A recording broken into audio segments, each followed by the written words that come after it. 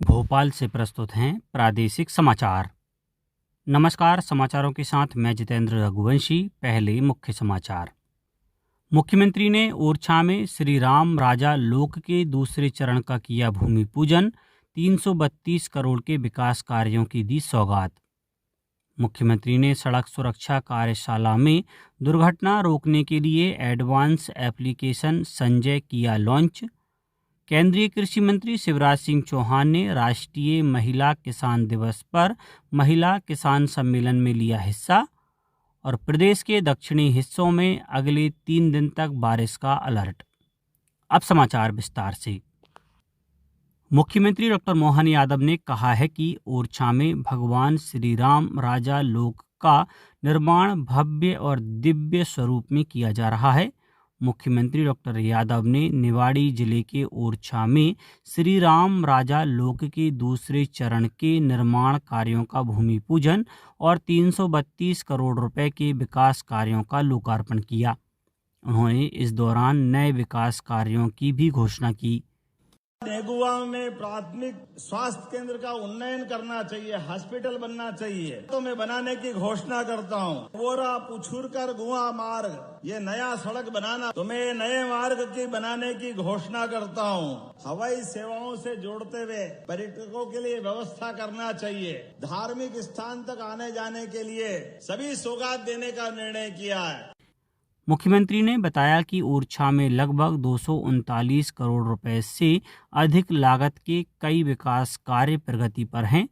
उन्होंने कहा कि इन कार्यों से धार्मिक पर्यटन को बढ़ावा मिलेगा और स्थानीय लोगों को रोजगार के अवसर प्राप्त होंगे। इस अवसर पर मुख्यमंत्री ने निवाड़ी में इंटीग्रेटेड स्टील प्लांट, नए विद्यालय और महाविद्यालय सहित अनेक विकास योजनाओं की भी घोषणा की। मुख्यमंत्री डॉक्टर मोहन यादव ने कहा है कि जीवन अनमोल है, इसलिए चाहे जितनी भी जल्दी हो, सड़क पर चलते समय सुरक्षा नियमों का पालन करना हर नागरिक का कर्तव्य है। मुख्यमंत्री डॉक्टर यादव ने RCVP नरोन्ना प्रशासन एवं प्रबंधकीय अकादमी भोपाल में सड़क सुरक्षा उपायों पर आयोजित राज्य स्तरीय कार्यशाला का शुभारंभ किया। इस अवसर पर उन्होंने एडवांस एप्लीकेशन संजय लॉन्च किया और कहा कि सड़क सुरक्षा नियमों का पालन करना हमारी जिम्मेदारी ही नहीं बल्कि जीवन की सुरक्षा का आधार है। कार्यशाला में लोक निर्माण विभाग और MP रोड डेवलपमेंट कॉरपोरेशन ने IIT मद्रास एवं सेव लाइफ फाउंडेशन के साथ 2 MOU किए। इस अवसर पर लोक निर्माण मंत्री राकेश सिंह सहित अन्य अधिकारी उपस्थित थे। राष्ट्रपति द्रौपदी मुर्मू, उपराष्ट्रपति CP राधाकृष्णन और प्रधानमंत्री नरेंद्र मोदी ने भारत रत्न प्रख्यात वैज्ञानिक और पूर्व राष्ट्रपति डॉक्टर APJ अब्दुल कलाम को उनकी जयंती पर श्रद्धांजलि अर्पित की। प्रधानमंत्री नरेंद्र मोदी ने कहा कि डॉक्टर कलाम ने युवाओं के मन में नई ऊर्जा जगाई और राष्ट्र को बड़े सपने देखने के लिए प्रेरित किया। मुख्यमंत्री डॉक्टर मोहन यादव ने भी मिसाइल मैन डॉक्टर कलाम की जयंती पर उन्हें नमन किया। मुख्यमंत्री ने कहा कि डॉक्टर कलाम ने भारत को आत्मनिर्भर और सशक्त बनाने का सपना देखा और इसके लिए अपना पूरा जीवन समर्पित किया।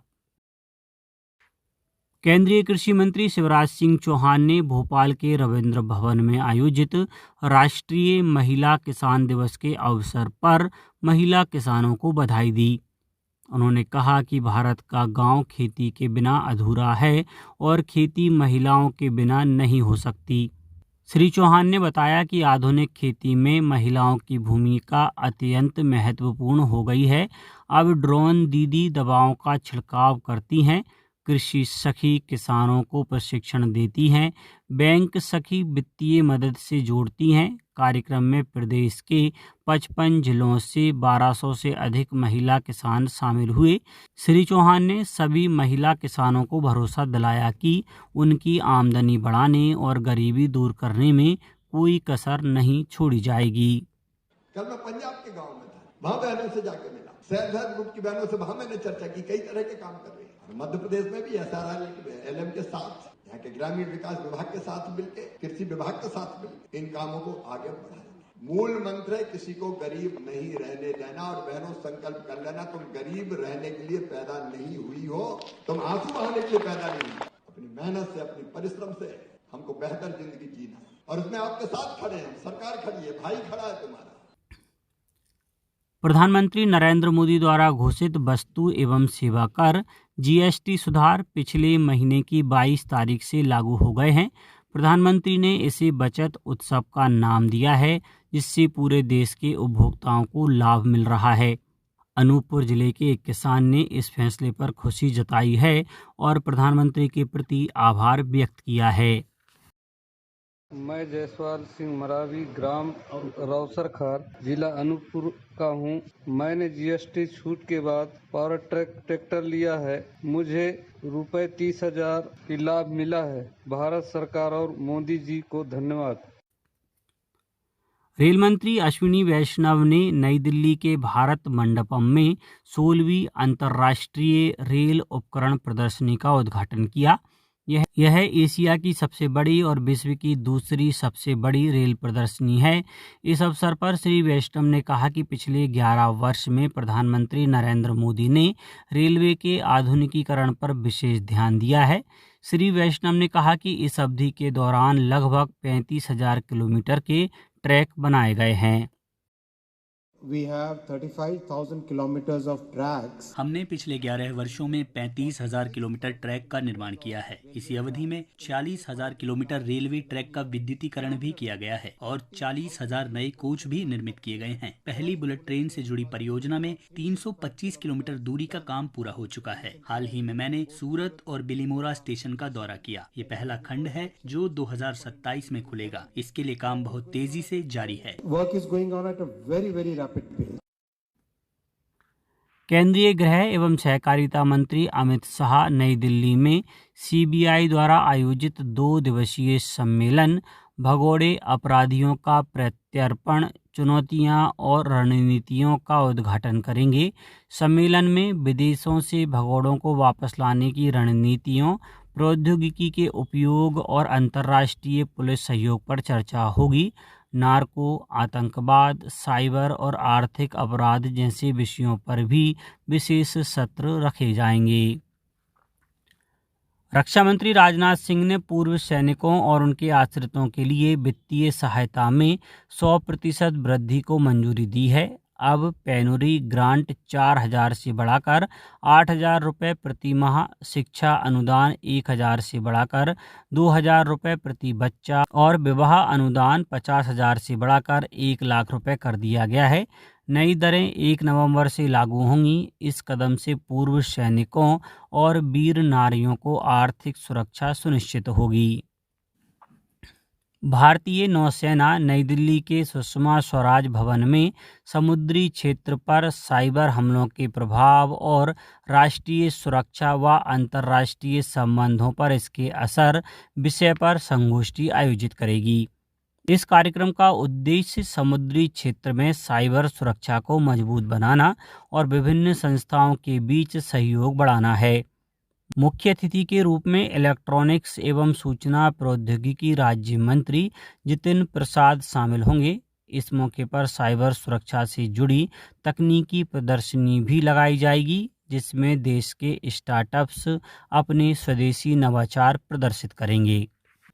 अब बात मौसम की। प्रदेश के दक्षिणी हिस्से में अगले 3 दिन तक बारिश का अलर्ट जारी किया गया है। इंदौर, नर्मदापुरम और जबलपुर संभाग के 10 जिलों में गरज चमक के साथ बूंदाबांदी हो सकती है। मौसम विभाग के अनुसार 2 दिनों तक हल्की बारिश का सिलसिला जारी रहेगा।